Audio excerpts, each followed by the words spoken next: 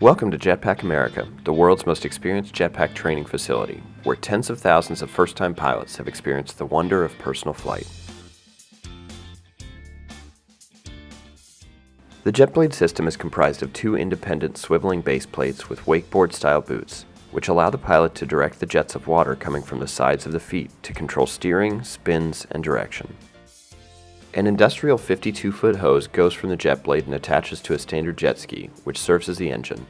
The jet ski pumps water through the hose and to the Jetblade to provide the propulsion to get you into the air.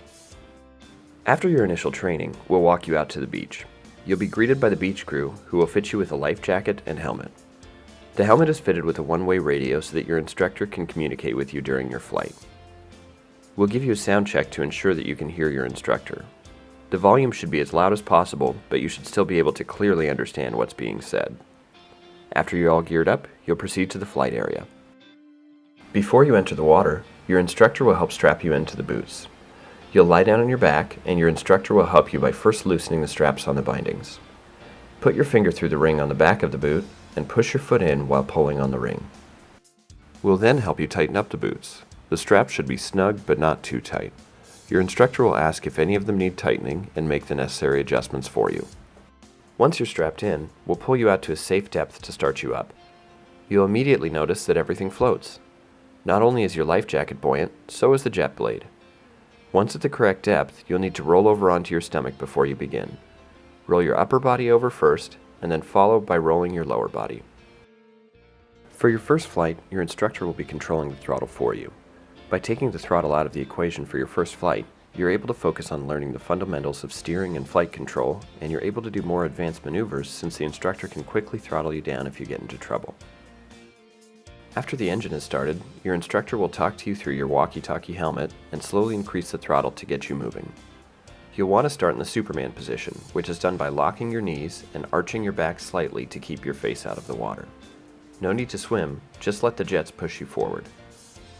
The next step is practicing S-turns. First, by simply looking and leaning in the direction you'd like to go, and then by bending one knee and lifting that foot. If you lift your right foot, you'll turn left, and if you lift your left foot, you'll turn right. You'll be surprised by just how easy it is to go in the direction you want to go. Once you're comfortable with turns, the instructor will increase your throttle slightly so that you can work on dolphin dives. You'll want to get comfortable with diving forward, because once you get in the air, if you ever feel unstable, you'll want to dive forward instead of going back toward the jet ski.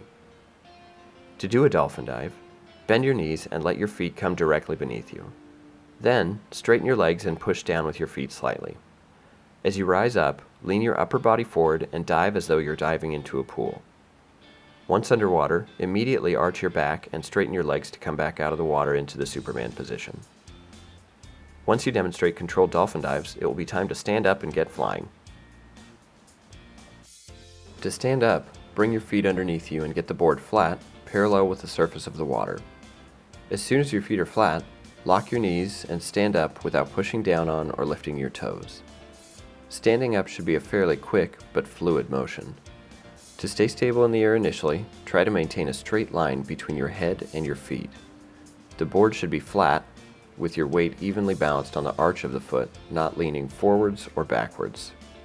Here are a few mistakes commonly made by first-timers and how to fix them so that you can get up and flying quickly. When standing up, it is natural to bend at the knees if losing altitude, which will cause you to splash down in the water. Keeping your knees locked is one of the main keys to getting into the air quickly. Should you ever find yourself losing altitude, this is usually an indication that your toes are too low. By raising your toes slightly, you'll stop the descent.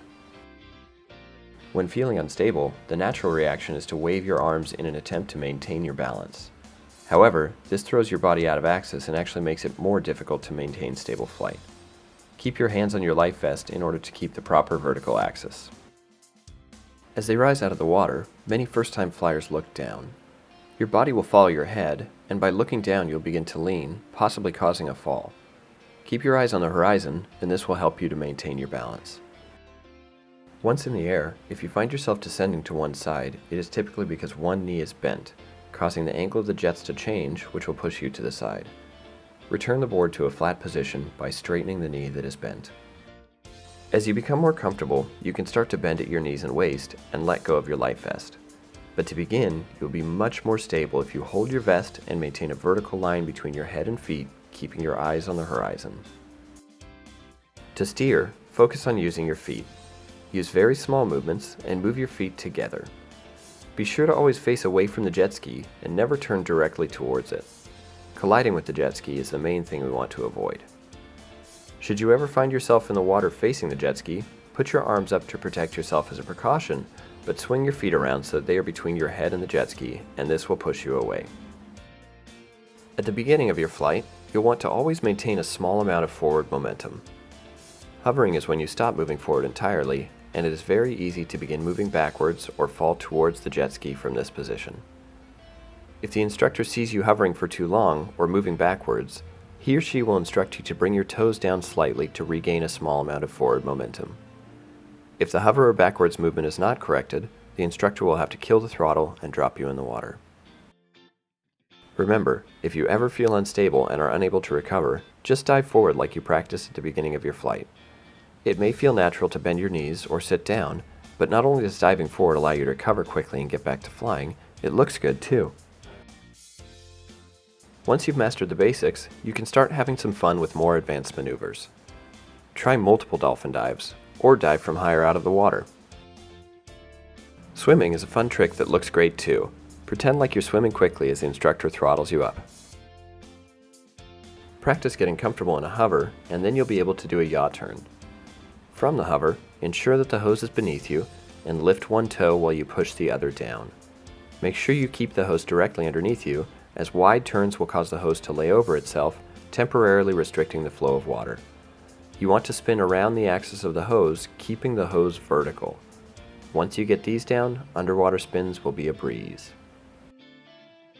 Start linking these tricks together to show off your style.